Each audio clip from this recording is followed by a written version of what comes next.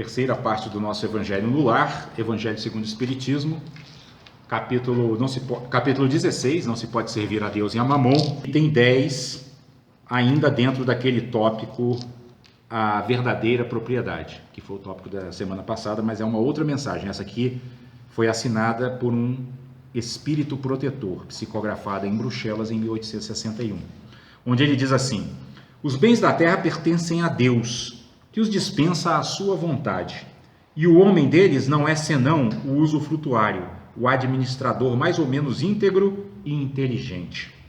Na semana passada até, isso aqui não estava dito assim com todas as letras, mas nós ressaltamos isso porque isso é um princípio fundamental da doutrina espírita.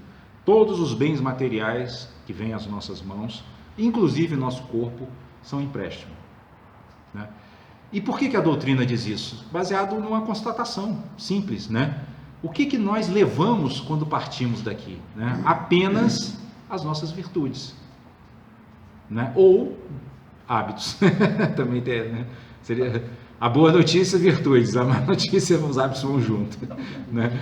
Ou seja, quando a gente vai para o plano espiritual, são esses tesouros, digamos assim, né? Que é a palavra que Jesus se refere, é que a gente leva. E também quando a gente vai para outra vida, né? Vocês reparem que as crianças, mesmo pequenininhas, elas já têm diferenças marcantes de temperamento, de inteligência, de saúde, de disposição, de energia, né? De tudo, né? Por quê? Porque são espíritos que trouxeram para esta vida aquilo que adquiriram e as máculas das quais não conseguiram se libertar, né? Então a gente tem que ter muita atenção a isso, né? Que o verdadeiro valor da vida é o cultivo das virtudes. Por isso que o capítulo chama-se Não se pode servir a Deus e a Mamon, para que a gente preste muita atenção e não fique servindo à matéria, porque a matéria ela é só um empréstimo de Deus para que a gente evolua. Nós precisamos servir a Deus, ou seja, focar toda a nossa atenção na evolução espiritual e em amparar aqueles que a gente puder a evoluírem também, né? E o Espírito segue: eles são tão pouco a propriedade individual do homem, porque Deus frequentemente frustra todas as previsões e a fortuna escapa daquele que quer possuí-la pelos melhores títulos, né? Jesus fala para a gente entesourar tesouros no céu, né? Onde os ladrões não roubam e as traças não roem, né?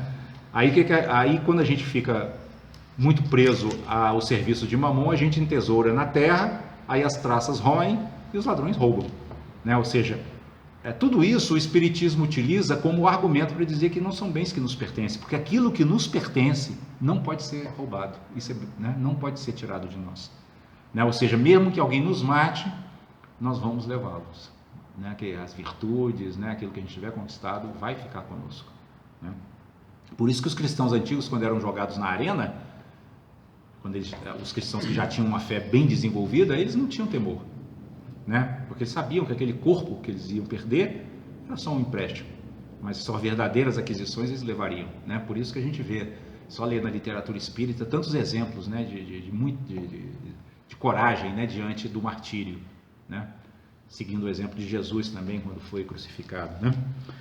E aí o Espírito segue dizendo: direis talvez que isso se compreende para a fortuna hereditária, mas que não ocorre o mesmo com aquela que se adquiriu pelo trabalho. Sem nenhuma dúvida, se há uma fortuna legítima, é esta, quando adquirida honestamente, porque uma propriedade só é legitimamente adquirida quando, para a possuir, não se fez mal a ninguém, né? Então aqui ele já está dando uma norma de comportamento moral em relação aos bens materiais dentro da vida encarnada, né? O que é legítimo eu possuir, né? Eu dizer que é uma propriedade, seja que propriedade for, casa, carro, mesa, qualquer coisa, né? É aquela que eu adquiri fruto de meu próprio trabalho e sem causar prejuízo a ninguém. Porque a essência do Evangelho é não só não causar prejuízo aos outros, mas ainda, se possível, beneficiá-los, né? Melhor ainda é se o meu trabalho, além de não causar prejuízo a ninguém, ainda trouxe benefício aos outros, né? Por exemplo, sei lá, sou um médico, curei várias pessoas, né? Com o suor desse meu trabalho, ganhei dinheiro, comprei minhas coisas. Então, trouxe benefício aos seres e ainda não prejudiquei ninguém, trouxe benefício, e aí, então, essa propriedade é absolutamente legítima, né, do ponto de vista material. Mas não devemos nos apegar a ela, porque mesmo sendo legítima, é passageira, né? É apenas para que a gente usufrua aqui nesse plano. Será pedida a conta de uma moeda mal adquirida em prejuízo de outrem. Mas do fato de um homem dever sua fortuna a si mesmo, leva mais dela em morrendo? Os cuidados que ele toma em transmiti-la aos seus descendentes não são frequentemente supérfluos, né? Tem até exemplos que a pessoa, muitos exemplos, né, históricos, que a pessoa consegue transferir seus bens para os herdeiros e os herdeiros dilapidam. Não é nem que os herdeiros não conseguiram herdar, eles herdaram, mas dilapidaram. Não adianta, é uma quimera, os espíritos falam isso. Por quê? Porque se o espírito não... os espíritos primeiro são diferentes, né? E talvez aqueles que nasceram no seu lar, né, ainda que você seja uma pessoa de grande fortuna, o que eles mais precisam é que você os eduque, né? Ou seja, que você deixe para eles um legado.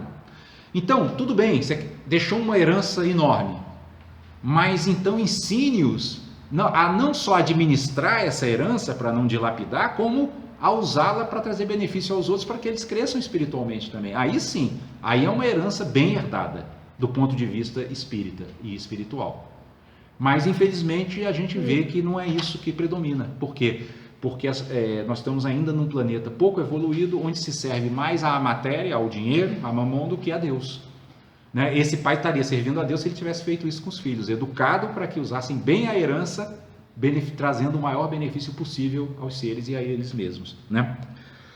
Porque se Deus não quer que a fortuna lhes chegue às mãos, nada poderá prevalecer contra a sua vontade, né? Se Deus não quiser que a fortuna chegue à mão dos herdeiros. Pode dela usar e abusar em sua vida sem ter contas a prestar? É outra pergunta que o Espírito faz. Não. Em lhe permitindo adquiri-la, Deus pode querer recompensar nele, durante esta vida, seus esforços, sua coragem, sua perseverança. Mas se não a fez servir, senão a satisfação de seus sentidos ou de seu orgulho, se ela se torna uma causa de queda em suas mãos, melhor fora para ele que não a possuísse. Então vocês veem como a moral espírita é muito profunda, né? Eu adquiri honestamente, trabalhei muito, né? Agora vou curtir, vou beber bastante, né? Vou curtir a minha casa, a minha piscina e não se preocupar com os outros, né? Do ponto de vista espiritual, isso também é um problema, né? Isso também está gerando, né? Por quê? Porque se a pessoa, ainda que ela tenha conseguido por sua perseverança em seu trabalho, qual é a obrigação do ponto de vista espiritual de qualquer um de nós? Tenhamos muitos ou poucos bens ou nenhum, é sempre fazer o melhor para trazer benefício aos seres e para que evoluamos espiritualmente o máximo possível. Se não fizermos isso, vamos partir em dívida com Deus, em dívida com a nossa própria consciência, ainda que tenhamos adquirido tudo honestamente e fruto do nosso próprio trabalho. Vocês percebem como a visão espírita é muito mais ampla, né, sobre o ponto de vista assim, da análise moral da nossa relação com as posses, de como se relacionar com as posses. E aí o Espírito conclui dizendo: perde de um lado o que ganhou de outro, anulando o mérito de seu trabalho, e quando deixar a terra, Deus lhe dirá que já recebeu a sua recompensa.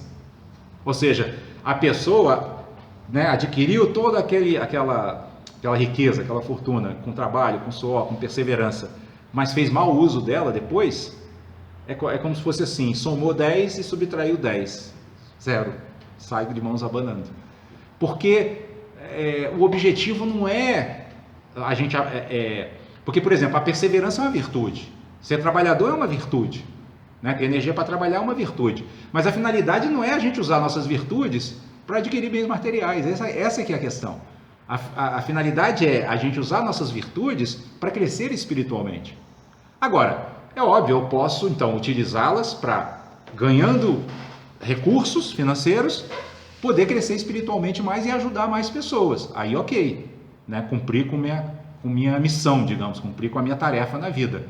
Porém, se não faço isso, é aquilo que nós falamos aqui. Vou sair da encarnação, né? Quando estiver desencarnando, lamentando o fato de não ter sabido usar a minha preciosa vida humana. Nós voltamos para arrematar, né? Depois volta, como diz a nossa mensagem, depois tem que voltar para completar. Né? Não vai, nada vai ficar incompleto. Né? Não, Jesus diz, né? Daí não saireis enquanto não tiveres pago o último ceitil.